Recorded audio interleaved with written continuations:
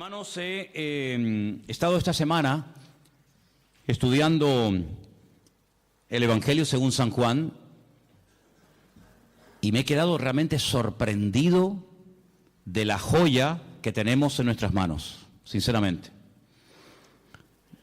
Seguramente alguien te habrá dicho en alguna ocasión, cuando le has preguntado, ¿y por dónde empiezo a leer la Biblia? Generalmente se suele decir, por el Evangelio según San Juan. Y yo no sé si lo decimos porque lo consideramos un Evangelio muy sencillo y como una persona está empezando y no sabe nada de la Biblia, pues empieza por San Juan, pero alguien dijo en cierta ocasión que el Evangelio según San Juan es tan sencillo y tan fácil de entender que cualquier niño podría leerlo y entenderlo sin ningún problema. Pero al mismo tiempo también se ha dicho que es un evangelio tan profundo que puede volver loco a un auténtico teólogo, a un auténtico estudiante o indagador de verdades profundas. El Evangelio según San Juan es una auténtica joya, una auténtica maravilla. Les animo a que lo lean, tiene 21 capítulos, es muy fácil de leerlo, un par de capítulos por día, aunque te aseguro que en cuanto empieces a leerlo te vas a enamorar, porque es un libro completamente diferente. Completamente diferente. De hecho, cuando vas a una escuela bíblica a estudiar la asignatura llamada los Evangelios, Mateo, Marcos y Lucas se llaman los Evangelios sinópticos y se estudian los tres juntos. Pero hay una clase para estudiar aparte, el Evangelio según San Juan, porque es, ya te digo, completamente diferente a los demás otros evangelios. Es el último que se escribió. El primer evangelio que se escribió fue Mateo, más o menos en la misma época en la que se escribió el Evangelio según San Lucas. Tiempo más tarde se escribió el tercer evangelio, el que lleva el nombre de Marcos, y 70 años después de la muerte y resurrección del Señor Jesucristo, es decir, ya rozando el año 100 después de Cristo, Juan decide también contar en la historia de Jesús. Pero como dijimos la semana pasada, cuando leíamos y compartíamos el capítulo 1, es un evangelio diferente porque no es un evangelio que va dirigido, por ejemplo, a los judíos. Alguien ha dicho que si un no judío en aquella época le caía en las manos el evangelio según San Mateo, seguramente de entrada se iba a aburrir. Porque uno de los juegos, digo entre comillas, favoritos de los judíos es el tema de las genealogías. Retroceder en el tiempo, en la historia y recordar cómo se llamaba su padre, su abuelo, su bisabuelo, su tatarabuelo, y es algo que lo llevan en la sangre, es algo que lo han mamado de pequeño, ¿no? Y en el Evangelio según San Mateo encontramos en el primer capítulo una enorme genealogía que va pues desde los tiempos de Abraham hasta el mismísimo Señor Jesucristo, pero eso a un gentil, a un griego le aburriría. No le llamaba para nada la atención, pero como fue escrito para los judíos, a los judíos eso les fascina, ¿no? Sin embargo, el Evangelio según San Juan, que fue escrito 70 años, como acabo de decir, después de la muerte y resurrección del Señor Jesucristo, es un Evangelio que, como vamos a ver ahora ahí en la pantalla dentro de un rato, Juan tiene que seleccionar muy meticulosamente las palabras, porque a estas alturas ya hay más gentiles convertidos que judíos convertidos al cristianismo o al Mesías, al Señor, ¿no? Por lo tanto, el vocabulario tiene que ser diferente, porque hay términos que para un judío significan una cosa y para un gentil significan otra o simplemente no significan nada. La palabra Mashiach, Mesías, prácticamente es una palabra inexistente en el Evangelio según San Juan, es una palabra que no aparece mucho, y Juan escoge palabras como por ejemplo vimos el domingo pasado la famosa palabra logos, ¿os acordáis? Juan capítulo 1, porque el logos para el griego era el que había hecho el universo, el que le daba orden, el que ponía todo en su sitio, el que hacía que todo funcionara, y entonces él utiliza esa palabra que era muy conocida en el mundo de la filosofía griega, y la emplea, y entonces él dice el logos, ese que ustedes llaman el logos, el creador, que no tienen ni idea de lo que están hablando, yo voy a hablar de él. Y presenta a ese logos como el creador del universo, presenta al logos como encarnado. Hoy hemos cantado una parte de una canción que hablaba acerca del verbo se hizo carne, Y vemos cómo Juan es una persona que no solamente tiene que seleccionar muy bien las palabras que va a utilizar, porque la audiencia, los lectores a los cuales va a llegar el Evangelio, son personas que no tienen mucho conocimiento de la Biblia, son gente que viene de un trasfondo pagano, de idolatría, un mundo de mitología griega. Entonces él tiene que ser muy cuidadoso en esto, sino que además tienen que tener presente, y cuando sepan esto van a entender por qué Juan utiliza tantas veces ciertas y determinadas palabras. Ya habían empezado a introducirse en las iglesias herejías, las enseñanzas de los famosos gnósticos, personas que decían Dios no pudo crear el mundo, porque el mundo, el cuerpo, la materia es malo, por lo tanto un Dios santo, un Dios bueno, un Dios perfecto no puede tener contacto con el hombre bajo ningún concepto, no puede tener contacto con la materia. Entonces ellos creían que había una serie de, así lo llamaban, emanaciones, ¿verdad? Y Jesucristo era una emanación de Dios que prácticamente no tenía nada que ver con Dios, y entonces Él sí, como no era divino, como no era santo, como no era Dios, como no era creador, Él sí podía tener contacto con el hombre, Él sí podía tener contacto con la materia, porque al fin y al cabo Él no era Dios. Y eso es lo que algunos gnósticos creían. Otros creían que este mundo, que ellos consideraban que era pecaminoso, malo, el cuerpo era la cárcel del alma, pues ellos decían que este mundo fue creado por los ángeles caídos. Los ángeles caídos fueron arrojados de la presencia del Señor, y como ellos eran tan malos, pero al mismo tiempo eran tan poderosos, pues ellos fueron los que crearon el mundo, los que crearon la materia, etcétera, etcétera. Sí, permítame la expresión, un cacao, un lío terrible que se estaba metiendo dentro de las congregaciones. Para colmo, había otra tendencia, otra herejía que se había metido con mucha fuerza en la iglesia, y era todo lo contrario.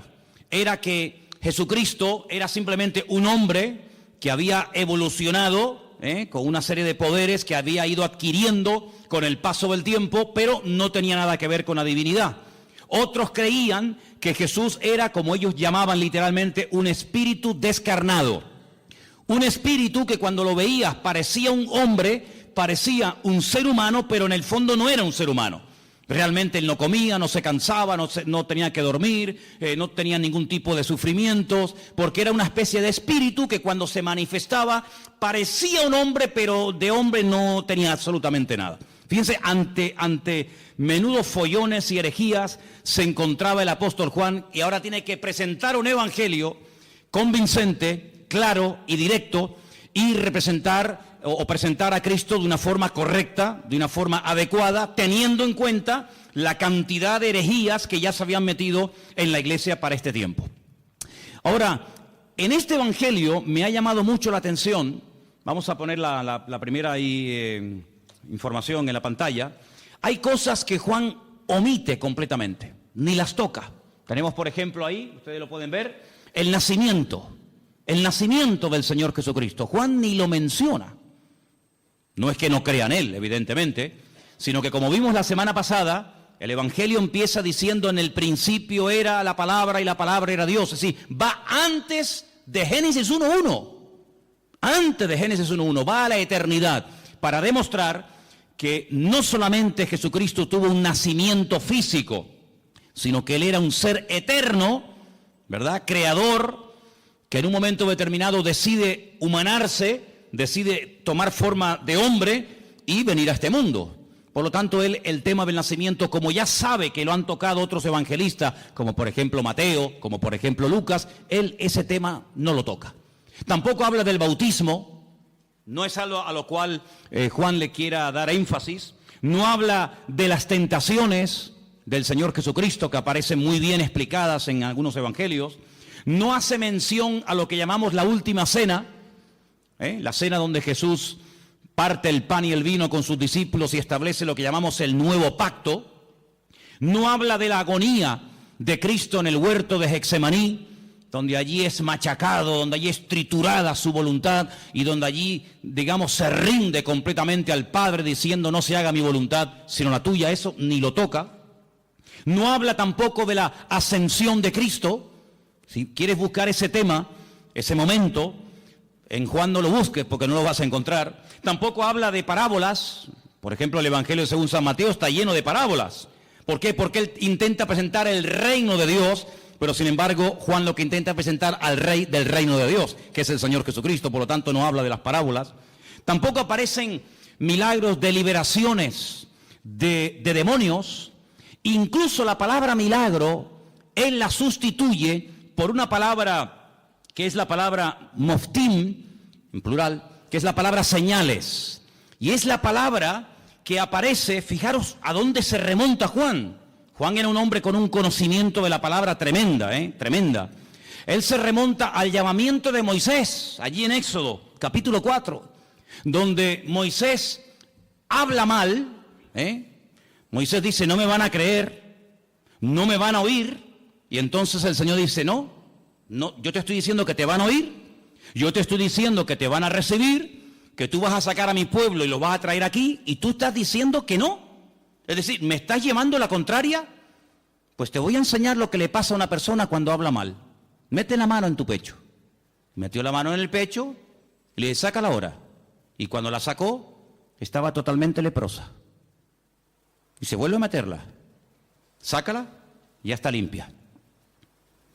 Él se quedó, esa lección se le quedó grabada en su mente, y él se dio cuenta que su propia hermana, María, cuando habló mal de él, le pasó exactamente lo mismo que a él le pasó, quedó leprosa durante un tiempo por dudar y por hablar mal de los hijos de Israel. ¿Qué te parece?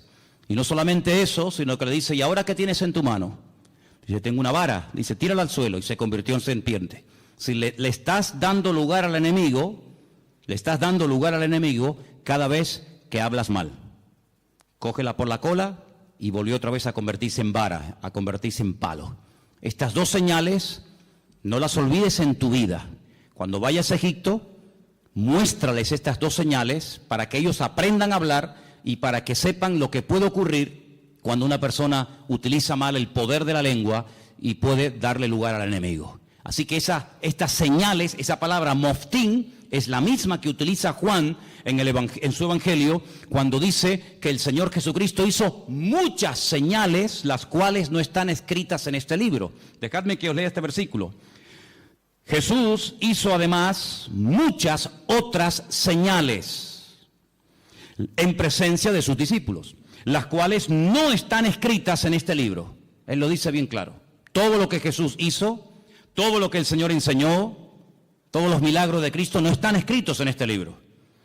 Pero estas se han escrito para que creáis que Jesús es el Cristo, el Mesías, el Hijo de Dios, y para que creyendo tengáis vida eterna. Así que él emplea la palabra señales, y ahora después hablaremos un poquito de eso. Así que estas cosas que les he mencionado no aparecen en el Evangelio según San Juan, pero mira tú por dónde. Si Juan no hubiera escrito su Evangelio, todas estas cosas que vamos a ver a continuación, la siguiente por favor, nunca sabríamos absolutamente nada de estas cosas que vamos a mencionar ahora, porque no las menciona ni Mateo, ni Marcos, ni Lucas. Si yo les preguntara a ustedes, sin leer el Evangelio según San Juan, cuál fue y dónde hizo el Señor Jesucristo su primer milagro, nunca lo sabríamos. Nunca sabríamos que el primer milagro de Cristo fue en Caná de Galilea, convirtiendo el agua en vino. Porque nadie lo menciona, pero Juan sí. Bendito sea el Señor, porque le reveló y le mostró a Juan dicho milagro, ¿sí o no? Menciona además algo muy interesante, la conversión o la conversación que tuvo en capítulo 2 con Nicodemo. Esa conversación no aparece por ninguna parte en los otros evangelios. Es una conversación interesantísima, allí en Juan capítulo 3. A Juan le gusta mucho las conversaciones de Cristo con otras personas. Por ejemplo, en el 2 está el milagro de las bodas de Caná, en el 3 está la conversación con Nicodemo, en el 4 ¿qué está? La conversación con la mujer samaritana. Si no hubiera sido por Juan, nunca hubiéramos sabido que Jesús se detuvo junto al pozo en Samaria y le habló a una mujer samaritana, y allí pues le dijo cosas tremendas, y allí él se reveló como quien verdaderamente él era, solamente en Juan. Si no se hubiera escrito el Evangelio según San Juan, nunca habríamos oído de que sanó a un paralítico en el capítulo 5 en el estanque de Betesda, que hacía 38 años que estaba esperando el movimiento del agua. Fíjate tú por dónde, hermano, me quedé sorprendido, y es así. Si no hubiera sido por Juan, nunca hubiéramos oído hablar de Lázaro. La resurrección de Lázaro, su amigo en Betania, solamente la encontramos en el capítulo 11 del Evangelio según San Juan. Nunca nos hubiéramos enterado de que el Señor Jesucristo se agachó para lavarle los pies a sus discípulos, porque eso no lo cuenta ningún otro evangelista más que solamente Juan.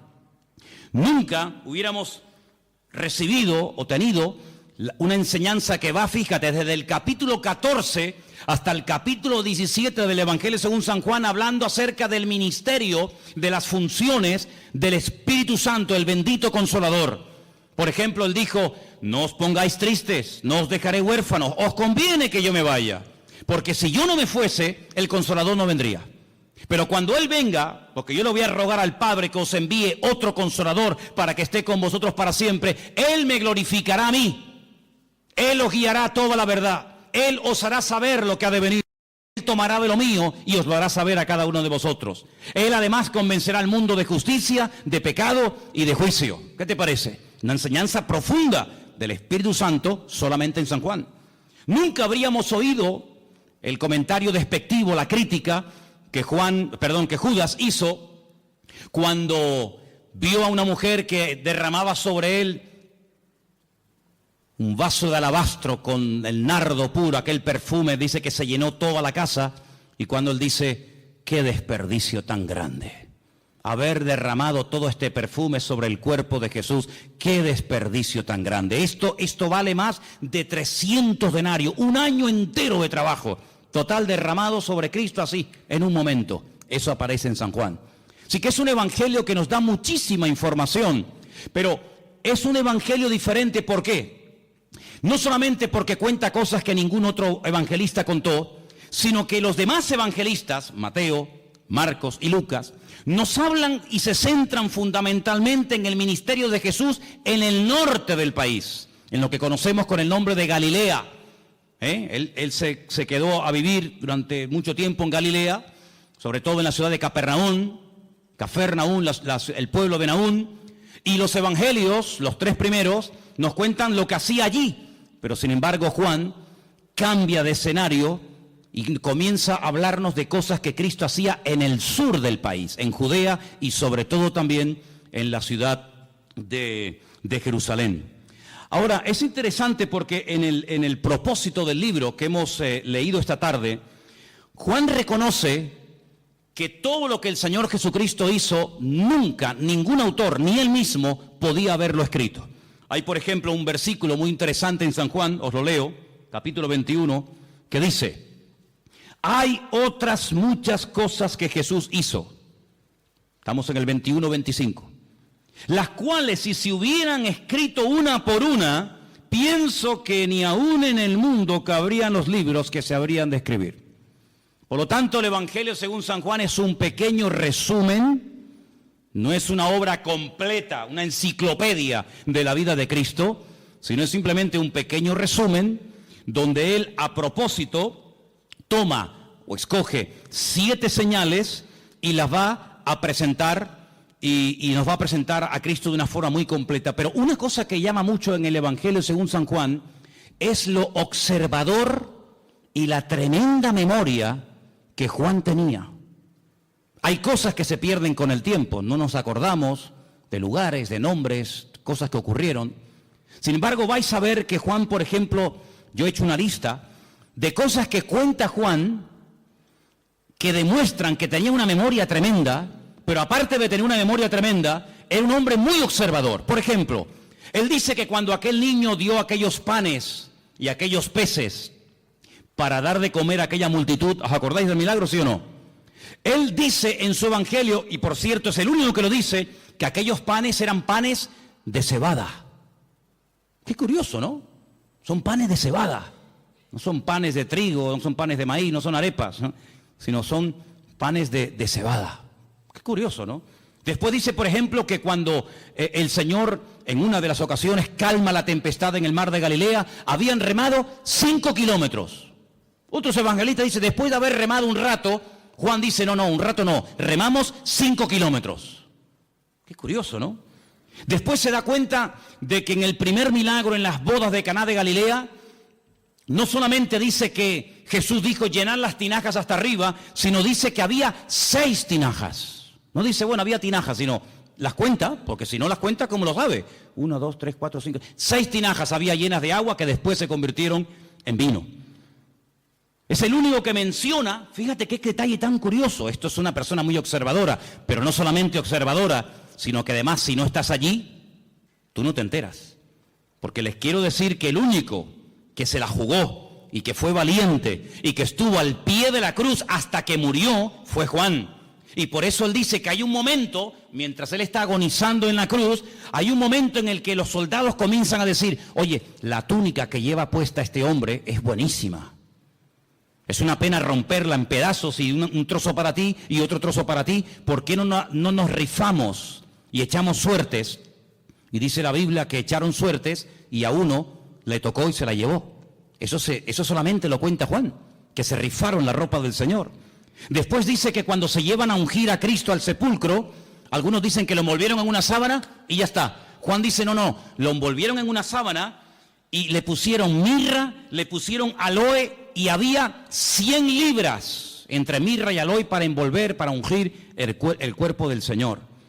Es el único que dice que Nicodemo se llevó el cuerpo de Cristo para ungirlo.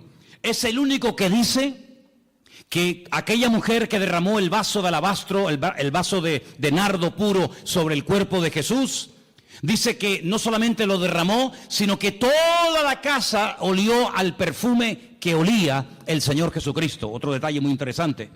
Después, por ejemplo, una de las cosas muy interesantes es que él dice que el templo de Jerusalén se tardó 46 años en ser restaurado y decorado por el rey Herodes, el único que lo dice.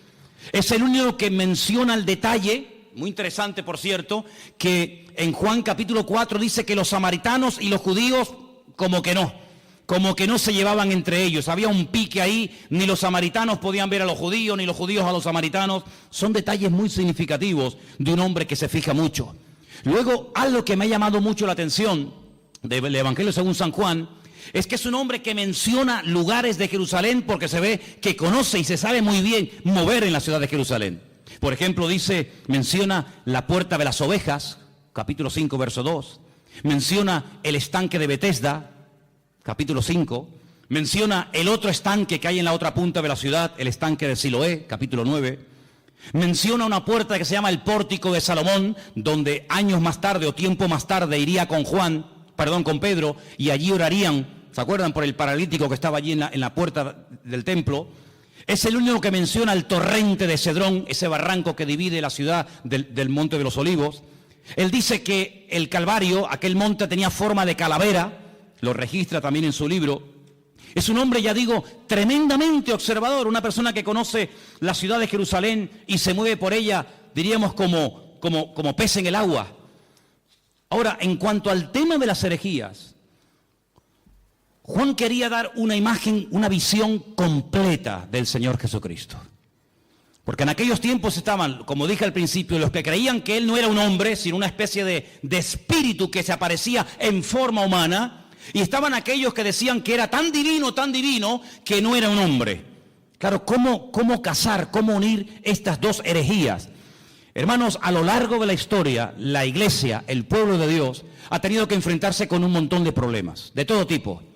Pero algo que el enemigo ha utilizado y seguirá utilizando hasta el final de los tiempos contra nosotros, contra el pueblo de Dios, es tratar de meter sutilmente en las congregaciones lo que llamamos o conocemos con el nombre de herejías. ¿Qué es una herejía? Bueno, vamos a definirlo de la siguiente manera. El diablo sabe perfectamente que cuando uno conoce la verdad, cuando uno tiene un encuentro con él, cuando uno conoce la verdad, pues sabe diferenciar perfectamente lo incorrecto. Ya el ejemplo que hemos puesto en otras ocasiones, aquel hombre que trabajaba en un banco manejando todo el día divisas, manejando todo tipo de monedas. Antes había más que ahora, hoy en día con el tema del euro muchas monedas no existen, Pero antes, cuando viajabas por Europa, cada país tenía su moneda y tenías que cambiar franco, tenías que mandar libras, tenías que cambiar pesetas. Bueno, ya eso prácticamente ha desaparecido. Pero le preguntaron un día a un hombre que manejaba constantemente divisas. Me imagino que habrás tenido que estudiar muchísimo, ¿no? Hacer muchos cursos para diferenciar los billetes falsos de los verdaderos. Y él dijo, jamás en mi vida yo he hecho un curso para estudiar billetes falsos. Y entonces, ¿cómo sabes diferenciar uno falso de uno verdadero? Dice, porque yo he estudiado muchísimo al billete verdadero. Yo lo conozco también, su tacto, hasta cómo huele, las características del billete verdadero, lo que se tiene que ver, lo que no se tiene que ver, dónde tengo que tocar, dónde no tengo que tocar. Lo conozco tan bien que en cuanto me presentan un billete falso, digo, este es falso, este no es verdadero. Porque conozco al verdadero. Ahora, si me pongo a estudiar todo lo falso, al final sé que son falsos, pero no conozco al verdadero. Y lamentablemente vemos que hoy en día también hay gente así. Han estado un poco de tiempo en los mormones, un poco de tiempo en los Hare Krishna, un poco de tiempo en los Rosacruces, un poco de tiempo con los testigos de Jehová, un poco de tiempo con los evangelistas, un poco de tiempo con no sé quién. Al final tienen un cacao en la cabeza terrible, conocen tanto a sectas y filosofía, pero no conocen la verdad. Y Jesucristo no es uno más. Lo que Juan hace es presentar la verdad, porque él dice, la verdad os hará libres. Si yo empiezo a rebatir y a discutir y esto, no, con la discusión no llegamos a ninguna parte. Yo lo que voy a hacer es proponerme, seleccionar una serie de señales, presentaros la verdad de la forma más completa y variada y profunda posible, porque cuando lleguéis a conocer la verdad, cuando lleguéis a intimar con la verdad, os vais a dar cuenta de que lo falso ya no tiene ningún atractivo, ya no tiene ninguna tentación para vuestra vida, porque la verdad no solamente os hará libres, sino que la verdad os hará felices. ¿Cuántos dicen amén? Entonces él presenta a Cristo como la verdad y os vais a dar cuenta que la palabra verdad, verdadero, aparece así de veces en el Evangelio según San Juan. No hay una palabra que se repita más en este Evangelio como la palabra verdad o verdadero. Tengo aquí una pequeña lista, no están todos, pero para que veáis. Dice, yo soy el pan verdadero, el pan que descendió del cielo. No dice yo soy el pan. Bueno, podría decirlo, pero añade la palabra, yo soy el pan verdadero. Y entonces dice, el pan que comieron nuestros padres en el desierto, pues todos los que lo comieron murieron. Pero el que coma de mí nunca morirá. Después dice, yo soy la vid. Pero no dice solamente yo soy la vid, sino dice yo soy la vid verdadera. Juan capítulo 15, verso 1. Juan 8, 16 dice yo soy el juez, pero el juez verdadero. El juez que imparte verdaderamente justicia. Y os vais a dar cuenta de que aparece la palabra verdad por todo el Evangelio. Encontramos, por ejemplo, en Juan 14, 6, un versículo que todos conocéis de memoria, ¿sí o no? Sí. A ver, ¿qué dice Juan 14, 6? No, ese es 3:16, ese es el 3:16, el 14:6, 14:6. Yo soy el camino, yo soy la verdad y yo soy la vida. Otra vez la palabra verdad, continuamente la verdad, la verdad, la verdad, la verdad. Qué curioso que un día Pilato se le quedó mirando y le dijo, ¿y qué es la verdad? ¿Qué es la verdad? La verdad no es la iglesia evangélica. ¿Sabías eso, no? La verdad no es una secta, una religión. La verdad se llama Jesucristo. La verdad se llama Jesucristo. Y teniendo al Señor, podemos discernir entre la verdad y la mentira. Hay algunas congregaciones donde tal vez enseñan cosas que no son 100% verdad. Por eso el Señor quiere que escudriñemos la verdad, que leamos la Biblia, para que sepamos discernir y sepamos separar lo falso de lo verdadero. El apóstol Pablo le decía a Timoteo, quiero que sepas esto y lo tengas bien presente en tu vida, que dice el Espíritu de Dios que en los últimos tiempos, y lo dice claramente el Espíritu Santo, se meterán dentro de las congregaciones herejías, falsas doctrinas, doctrinas de demonios, que parecerán muy bonitas y muy atractivas. Pero para eso tenemos la palabra, para comprobar en todo momento si lo que en mi iglesia se está predicando es la verdad. Y el día que aquí no se predique la verdad, levántese y váyase. No se quede por amor a mí, no se quede por amor a los niños, no se quede por cariño a la hermana o al hermano tal. No, aquí no estamos para vernos las caras, aquí estamos para crecer y conocer y profundizar en la verdad, porque la verdad es la que nos hace libres. Y si se predica la mentira, pues lo lamento mucho y aquí no quiero estar ni un minuto de mi tiempo. Porque la mentira esclaviza. La mentira es un veneno que le abrimos la puerta y va contaminando nuestra vida. Por lo tanto, compruebe siempre, traiga la Biblia a la iglesia, tome apuntes, escuche los mensajes. Y si comprueba que algo no ha sido correcto, que le están enseñando mentiras, que le están manipulando la escritura, no haga caso. No haga caso, sea selectivo en esto. Jesucristo vino para darnos la verdad, para abrir nuestros ojos. Y la verdad se puede comprobar, no solamente experimentar, se puede comprobar. Y la misma Biblia que yo uso para predicar aquí en el púlpito, la tiene usted. Léala, escudriñela, memorízala. Y si ve que no coincide con la verdad, aquí tu tiempo se ha terminado, amigo. Estamos en este lugar para crecer en la verdad. ¿Cuántos dicen amén?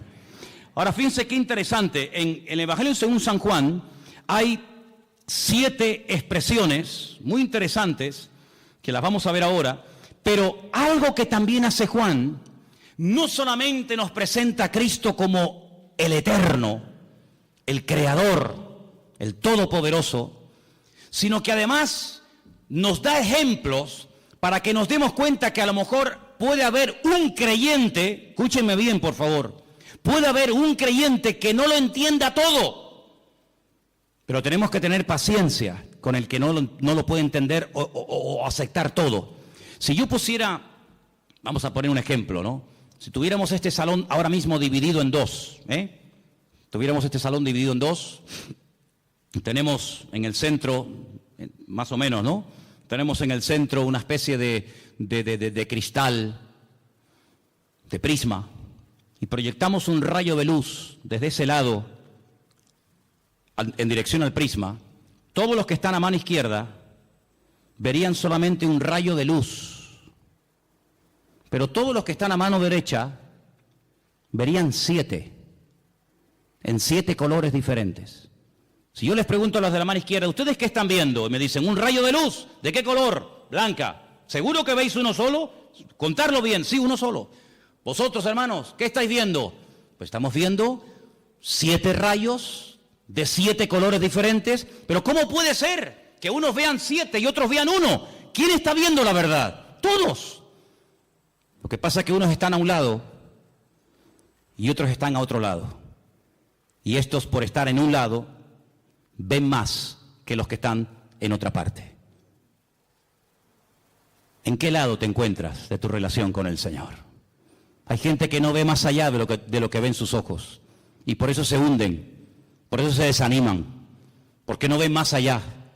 Y como le dijo el Señor a Pedro, no pones la mira en los 7 rayos, no pones la mira en las cosas de arriba, sino en las de la tierra. Y claro, cuando uno mira a lo de la tierra se derrumba. Cuando uno mira a lo de la tierra uno se deprime, la fe te la destruye el mundo. Pero cuando tú levantas la mirada, tú ves más allá. Y eso es lo que Juan quiere. No solamente presentarnos al Señor Jesucristo como divino, como creador, como un ser eterno, sino que también lo presenta como humano. Y fijaros las citas que os voy a dar para los que tomen nota, ¿no? En capítulo 2, verso 15, vemos a Cristo enfadado, con un látigo. Comienza a echar fuera a todos los que vendían en su casa y los llama ladrones. Me habéis convertido mi casa en cueva de ladrones. En el capítulo 4, verso 6, te lo encuentras cansado y sediento junto a un pozo, pidiendo un vaso de agua a una mujer samaritana.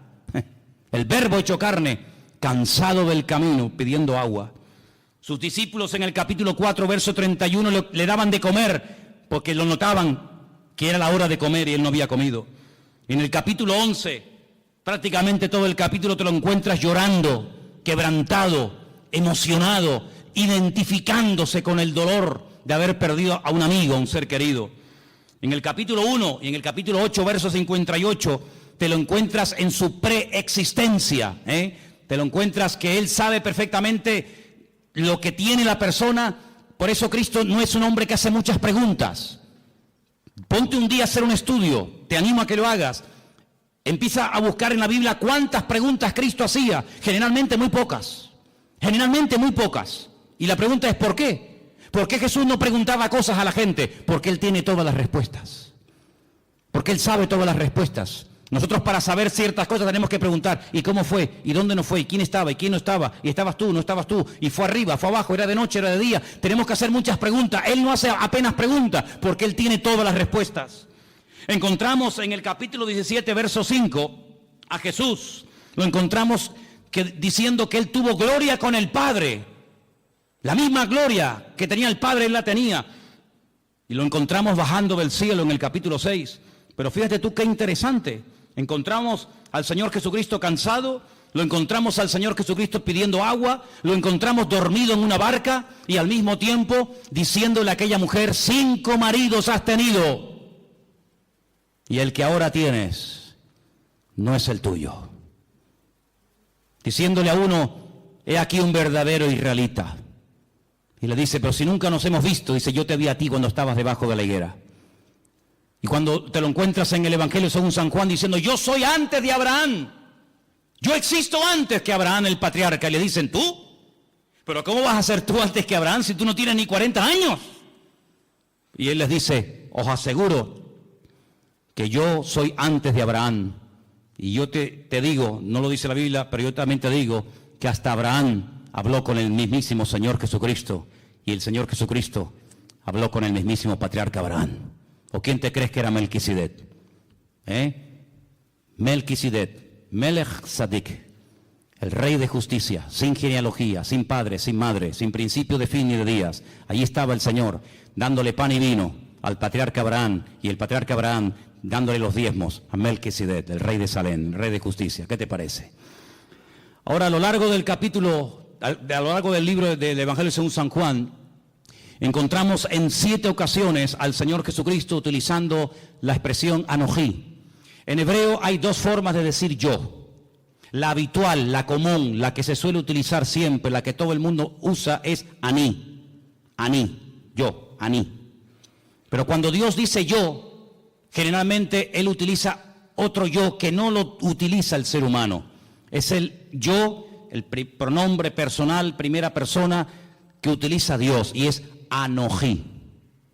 Anojí es yo cuando habla Dios y aní es yo cuando habla un ser humano.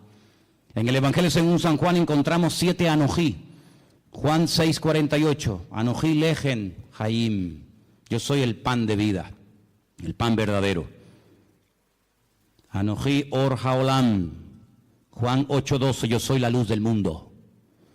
Encontramos al Señor diciendo, yo soy la puerta de las ovejas, Juan 10:7. Encontramos en Juan 10:11 diciendo, yo soy el buen pastor. Lo encontramos en Juan 11:25 diciendo, yo soy la resurrección y la vida. Lo encontramos en Juan 14:6 diciendo, yo soy el camino, la verdad y la vida. Y lo encontramos en el 15:1 diciendo, yo soy la vid verdadera. Y todas las veces que dice eso, dice anojí, anojí, anojí. Por eso la gente se quedaba diciendo, ¿pero este qué está diciendo? Hoy en esta iglesia ha habido algo impresionante que a mí me ha impactado muchísimo. Y es que se ha cantado y se ha pronunciado el verdadero nombre de Dios. El nombre que habéis pronunciado esta tarde en esa canción, que después la vamos a cantar al final, otra vez más, es el verdadero nombre de Dios. Y ese nombre tiene que ver con la existencia, tiene que ver con la existencia misma. Nadie le ha dado existencia a Él le da existencia a todas las cosas. Pero hay algo muy interesante en el Evangelio según San Juan, y es que nuevamente aparecen 7 ventanas. Fíjate qué interesante, se llaman señales. Yo llamo a 7 ventanas a través de las cuales puede ver más allá. Porque algo que tenemos que tener presente, y Juan lo hace de una forma muy sutil, pero muy bien presentada, es que cuando te habla de un milagro, cuando te habla de algo que hace el Señor, Él te deja como en puntos suspensivos para que tú pienses y veas que no solamente es un milagro, algo que ocurre en un momento puntual del tiempo, sino que es una señal, es una forma de indicarte que detrás de ese milagro hay una manifestación de la gloria de Dios.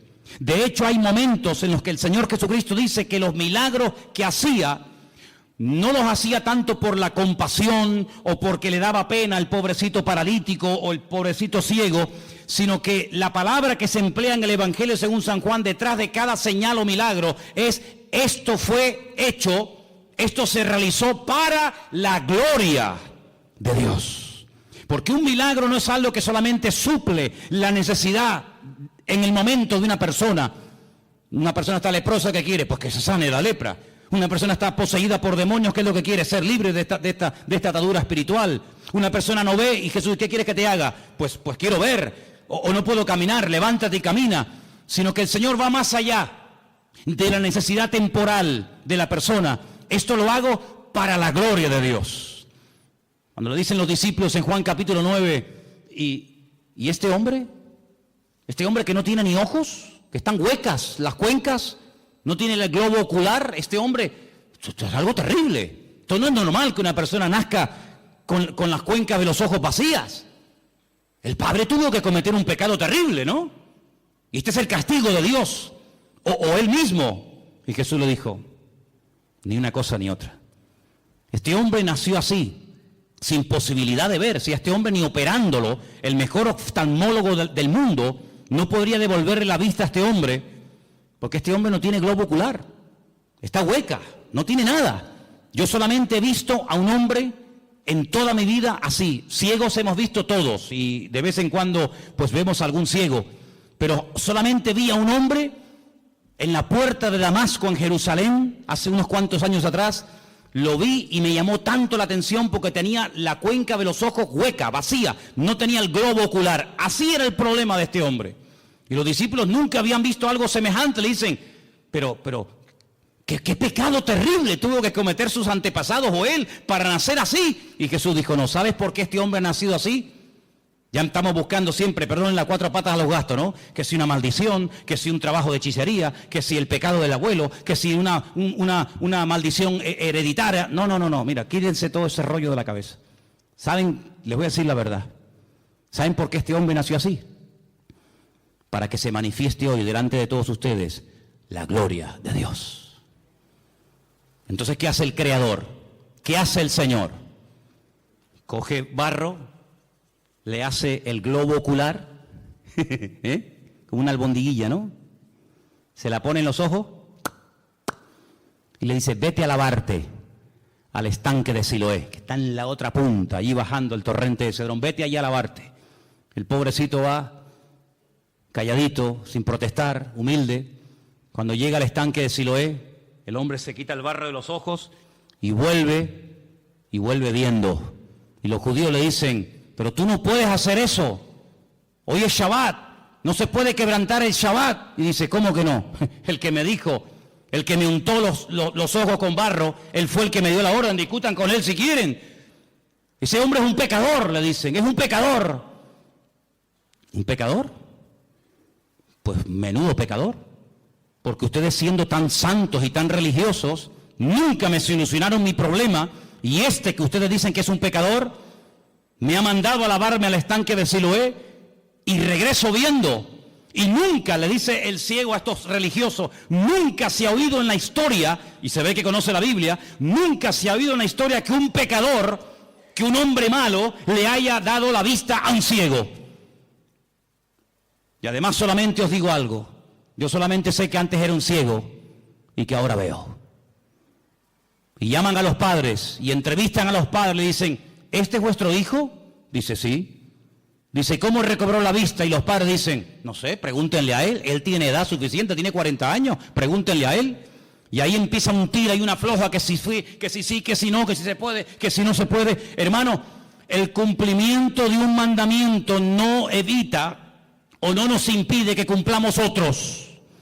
Si yo por cumplir con un mandamiento me olvido de que la Biblia no solamente tiene uno, sino tiene cientos de mandamientos, estoy cometiendo una gravísima equivocación. Estoy haciendo un sobreénfasis sobre algo que ni siquiera prohíbe la Biblia. Y este hombre al final, con un humor tremendo, le dice: ¿será que me estáis preguntando tantas cosas porque también ustedes se quieren convertir en discípulos de él? Y le dicen: nosotros no tenemos necesidad de convertirnos ni ser discípulos de nadie. Y lo echaron de la sinagoga, dice la Biblia. Lo echaron. Claro, cada vez que lo veían en el culto, amigo, era un testimonio.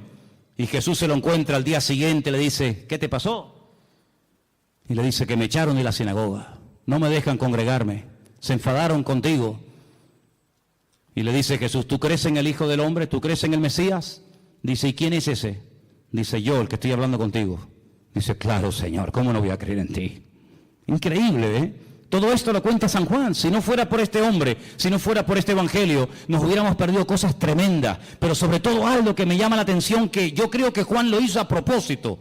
Lo dejó para el final, y quiero que lo leamos en esta tarde, es el capítulo 21, donde se produce algo que ni Mateo, ni Marcos, ni Lucas jamás contaron.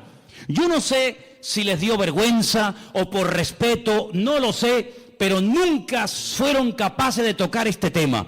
Pero otra vez encontramos una característica típica del Evangelio según San Juan, y son las conversaciones que tiene con distintas personas. Lo vimos hablando con la samaritana, lo vimos hablando con Nicodemo, y ahora vamos a ver a Jesús en el capítulo 21, casi al final del libro, hablando con un discípulo. Capítulo 21, Jesús se aparece a sus discípulos. Qué interesante. Después de esto, Jesús se manifestó otra vez a sus discípulos junto al mar de Tiberias, y se manifestó de esta manera. Qué interesante, ¿no? Estaban juntos, cuenten, Simón Pedro, Tomás el Didimo. ¿Qué significa el Didimo? ¿O el Dídimo? ¿Qué significa? Significa el gemelo. Tomás era hermano gemelo de otro. Natanael, el que era de Caná de Galilea, los hijos de Zebedeo, hijos, hablan plural, ¿quiénes eran? Juan y Santiago, y otros dos de sus discípulos. Simón Pedro les dijo, voy a pescar. Ellos le dijeron, vamos también nosotros contigo. Fueron y entraron en una barca, y aquella noche no pescaron nada, nada. Toda la noche, para arriba, para abajo, echa la red aquí, echa la red, nada. Cuando ya iba amaneciendo, fíjate tú, amaneciendo ya, se presentó Jesús en la playa, mas los discípulos no sabían que era Jesús. Estaban cansados, estaban reventados, toda la noche pescando. Además, cuando tú estás pescando, los que habéis ido alguna vez a pescar, cuando uno está pescando, las horas se te pasan volando, disfrutas que no veas. Pero cuando estás hecha y no pican, es aburridísimo, estás hasta de mal humor. Les dijo Jesús, hijitos, ¿tenéis algo de comer? Ellos le respondieron, no, no tenían ni para comer. Increíble. Jesús les dijo, echad la red a la derecha de la barca y hallaréis. Entonces la echaron y ya no la podían sacar por la gran cantidad de peces. Qué milagro, ¿eh? Así, en segundos, lo que no hicieron en toda la noche. Verso 7. Entonces aquel discípulo a quien Jesús amaba, le dijo a Pedro, es el Señor. Es el Señor, esto solamente pasa por la mano de Dios. Es el Señor. Simón Pedro, cuando oyó que era el Señor, se ciñó la ropa, porque se había despojado de ella, se echó al mar y se echó a nadar hasta la orilla.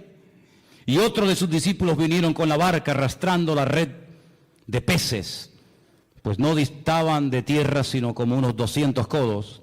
Y al descender a tierra, vieron brasas puestas y un pez encima de ellas y pan. ¿Se han preguntado alguna vez, ¿y de dónde sacó el Señor este pez? No tenía red, no tenía caña. El Señor no necesita nada de esto. Seguramente le habrá dicho a uno, para el fuego. Y hace, no hay problema. Jesús le dijo, traed de los peces que acabáis de pescar. Y fíjate qué curioso, otra vez lo que dije al principio, qué observador es este hombre. Otro hubiese dicho, había un montón de peces, Manolo, un montón, pero fíjate lo que dice Juan. Subió Simón Pedro y sacó la red a tierra llena de grandes peces, y podía haber puesto el punto y ya está. Pero Juan dice, no, la red estaba llena, y Juan los tuvo que contar, hermanos. Tuvo que fijarse, porque si no, o esto es una mentira, o de dónde sacó este dato. Es que él estaba allí, y él dice, la red estaba llena, pero había 153, y aún siendo tantos, la red no se rompió. Recuerda que el versículo 11 dice, grandes peces. grandes peces, 153. Bueno, ¿y por qué no fueron 205, 89, 34? ¿Por qué 153? ¿Y por qué lo dice? ¿Será que esto es una forma de rellenar un texto? Siempre hemos dicho y hemos enseñado que en la Biblia no sobra nada. Amén, hermanos. Todo tiene una razón, todo tiene una explicación. El idioma hebreo es alfanumérico. Las letras son números, los números son letras.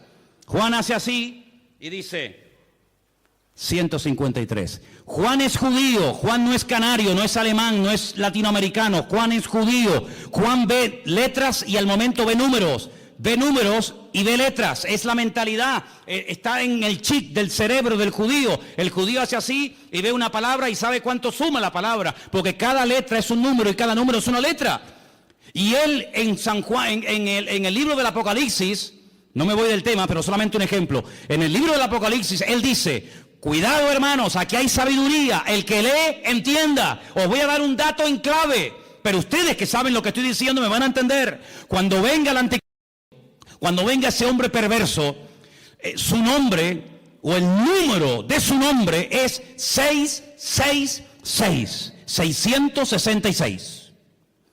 Claro, hay muchos nombres que coinciden. Por ejemplo, otro día cuando les comentaba el tema, cuando decide Shehen ben Hamor, Siquén hijo de Amor, suma 666, curiosamente. Pero Juan es un hombre, como buen judío, que conoce el tema de las letras y de los números. Y él te está dando el valor numérico del nombre de ese político de los últimos tiempos. Pero ahora, volviendo a Juan 21, te dice 153. Y al momento él sabe lo que significa 153. Claro, el que no sabe esto, vos dices, bueno, pues 153, no, espérate. Anoji Elohim. Si pusiéramos aquí en una pizarra la palabra Anoji Elohim, yo soy Dios, suma 153. Es decir, esta es la firma, amigo. Cuando ves un cuadro, dices, qué hermoso. A ver, Picasso. ¿Quién hizo este cuadro? Goya. ¿Quién produjo este milagro? Así, en segundos, lo que no pudimos hacer en toda la noche. 153. ¿Quién hizo esto? Anoji Elohim. Yo soy Dios, yo soy el Todopoderoso. ¿Cuántos dicen amén? No se te pone el cuerpo. Mi madre, ay Señor. Les dijo, venid, coman. Ya saben quién ha hecho esto. Aní Elohim. Elohim. Le dice a sus discípulos, o sus discípulos no se atrevían a preguntarle, ¿y tú quién eres? ¿Tú quién eres? ¿Se acuerdan que una vez en la barca, cuando calmó el viento y la tempestad, se empezaron a preguntar unos a otros y dice, ¿quién es este? ¿Quién es? Porque habla muy bien, obra de maravilla, sana enfermos, pero ya calmar un mar en tempestad, eso es algo que nos vuelve locos. ¿Quién es este? Y ahora dicen, ¿quién es? Pero no se atrevían, porque sabían que era el Señor. Vino pues Jesús, tomó el pan, lo dio a sí mismo el pescado. Esta era la tercera vez que Jesús se manifestaba a sus discípulos, después de haber resucitado de los muertos. Ahora ya están a gusto, ya están las barrigas llenas, ya han comido. Y ahora Jesús le dice a Pedro, Pedro, ven un momento, ven. ¿Cuántos había? Por eso le dije, cuenten cuántos discípulos hay. Había un montón, había un montón. Pero ahora solamente le dice a Pedro, a Simón, Pedro, Simón, ven. Simón es Shishon, viene del verbo lishtot, que significa escuchar. Shema, Simón, ven, escúchame un momento. Escuchar es obedecer, escuchar es interiorizar. Shishon, ven para acá. Simón, hijo de quién? De Jonás. Es una contradicción. Tienes un nombre, Pedro, tienes un nombre que es una guerra, llevas una guerra. Shishon, el que escucha a Dios. Y Jonás, el profeta rebelde. ¿Cómo puede ser que por un lado oiga y por otro lado seas un rebelde? Ven para acá, Pedro, esto no puede ser así. Hay un divorcio, ahí hay una falta de equilibrio en tu vida. Y le dice, Simón, hijo de Jonás, ¿tú me amas más que estos? Y le dice, sí, Señor, sí. ¿Tú sabes que te amo? Y le dice, apacienta mis corderos. Ahora, el Evangelio según San Juan nos llegó a nosotros escrito en griego. En el griego hay 3 palabras para definir la palabra amor: ágape, eros y fileo. En el texto griego se aprecia lo que en español, no sé en alemán, pero en español no se aprecia. En español es me amas y me amas. Y la respuesta es tú sabes que te amo, tú sabes que te amo, tú sabes que te amo. No notas ahí un juego de palabras, pero aquí hay mucho más que eso. Jesús le dice: Simón Pedro, ¿tú me agapeas? Y Simón Pedro le responde: sí, Señor, yo te fileo. No, yo no te estoy preguntando eso. Yo te estoy preguntando si tú me agapeas, si tú me amas a mí como yo te amo a ti. Con ese amor perfecto, ese amor de Dios. Y Pedro le dice: sí, Señor, tú sabes que yo te fileo, tú sabes que yo te amo como un amigo. Pero es que yo no te estoy preguntando si tú quieres ser mi amigo. Yo no te estoy preguntando si yo te caigo bien.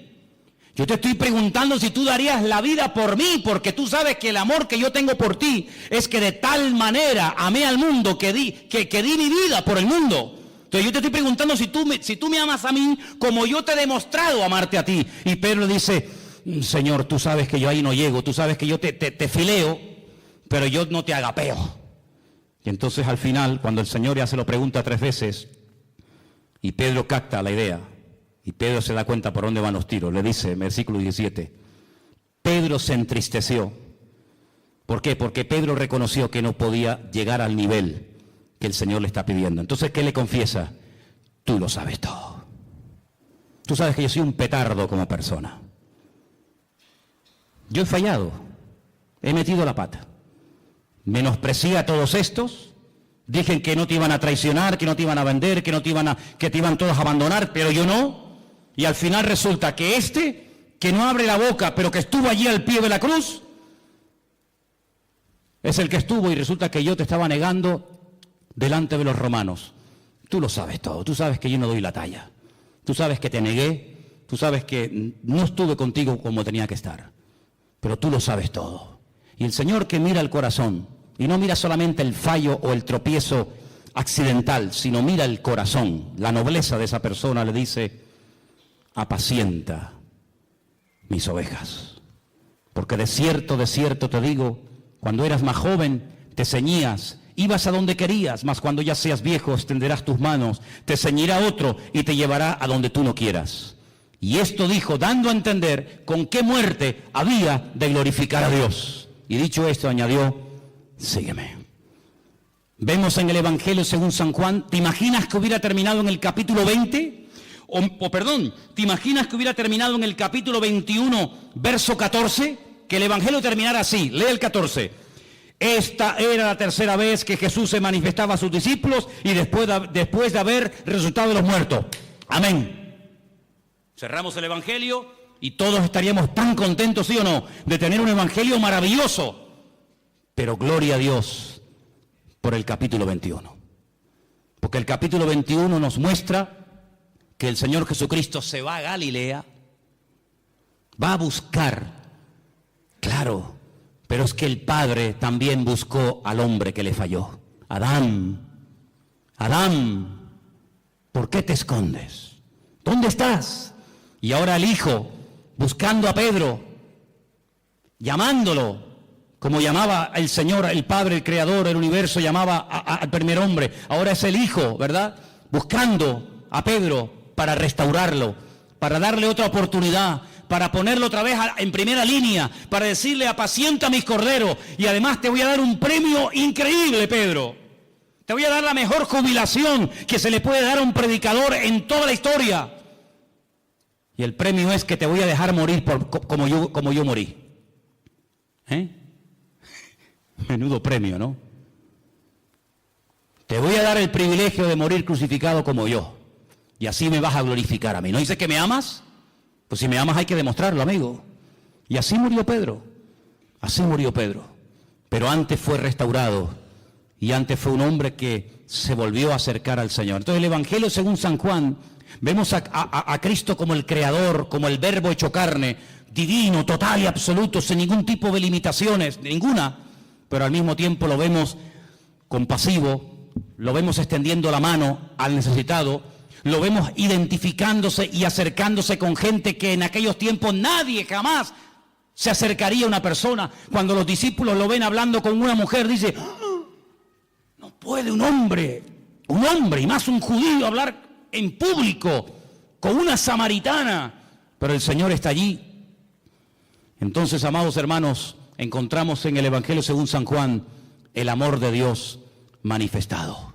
Y si esto fuera poco, cuando Juan hace así, te dice, ahora te voy a decir cómo es el Señor. Juan capítulo 2, convierte el agua en vino, en buen vino, el Señor de la calidad. Juan capítulo 4, lo vemos al Señor sanando, vete a tu casa, tu criado está sanado, el Señor del espacio. Lo vemos en el capítulo 5, ¿cuánto tiempo llevas ahí? 38 años, levántate y anda, el Señor del tiempo. Juan capítulo 6, multiplicando los panes y los peces, lo poco hace mucho, el Señor de la cantidad. En el 2 era la calidad, en el 6 es la calidad. En el 6 lo vemos al Señor calmando la tempestad, el Señor por encima de la creación no lo domina, la creación se somete al Creador, a Él, al Eterno. En el capítulo 9, ¿quién pecó? Este o su padre, la mala suerte, la desdicha. No, este milagro es para la gloria del Señor. Capítulo 9, el Señor de la gloria. Y el examen final, capítulo 11, déjalo como está, ya huele. 4 días lleva ahí dentro, no mueva, deja las cosas como están.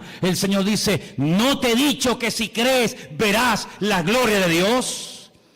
Capítulo 11, yo soy la resurrección y la vida, y ahora lo voy a demostrar. Lázaro, sal fuera. Y Lázaro salió fuera porque es el autor de la vida.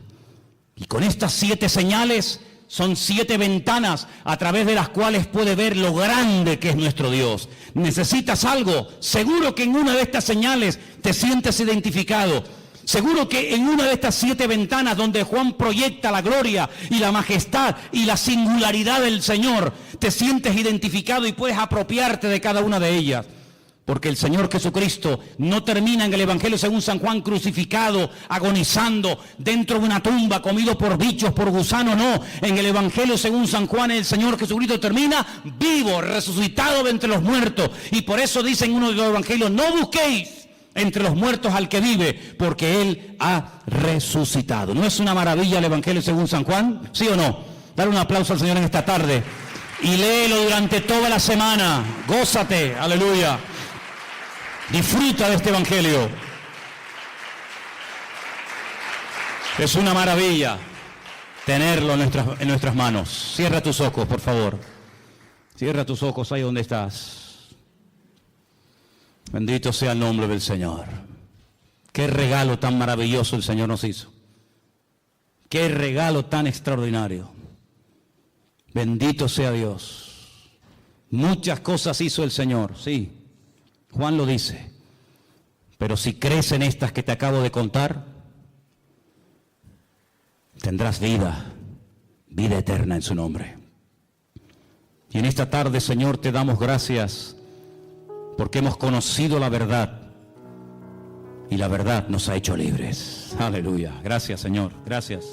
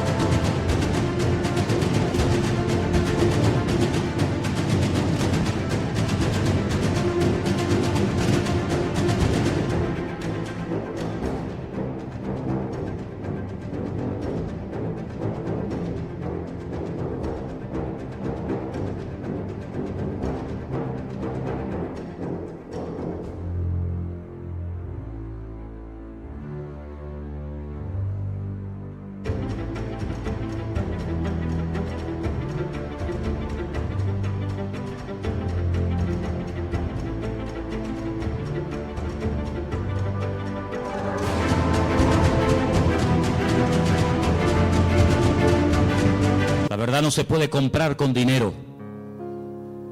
No nacemos conociendo la verdad. La verdad tiene nombre, hay que buscarla. A veces la verdad cuesta encontrarla porque buscamos en caminos equivocados. Pero cuando buscamos adecuadamente, la verdad sale a la luz. Y si buscas la verdad, búsquela en las páginas de la Biblia. En la Biblia encontrarás al Dios verdadero, al Dios vivo, al Dios todopoderoso, manifestándose a la humanidad. Santo es el Señor. Quiero que le des gracias en esta tarde al Señor ahí donde está sentado, por tener el privilegio de tener la verdad en tu corazón, en tu vida, y también entre tus manos la Biblia, la espada del Espíritu, el mapa del viajero, la brújula del piloto, la palabra de Dios viva y eficaz, el espejo donde vemos la gloria de Dios, el pan de vida, el martillo que golpea la piedra, el fuego que calienta el espíritu y el alma. Bendito sea Dios. En esta tarde recibe toda la gloria, Dios mío. Recibe toda la alabanza. Oh Yahweh, Dios Todopoderoso, aleluya. Quiero que en esta tarde te regoces y te regocijes ahí sentado donde estás, sin moverte, ahí quieto. Quiero que escuches la letra de esta canción con tus ojos cerrados. Escucha el nombre de tu Dios. Escucha el nombre del eterno Dios. Aleluya. Vamos a gozarnos en el Señor.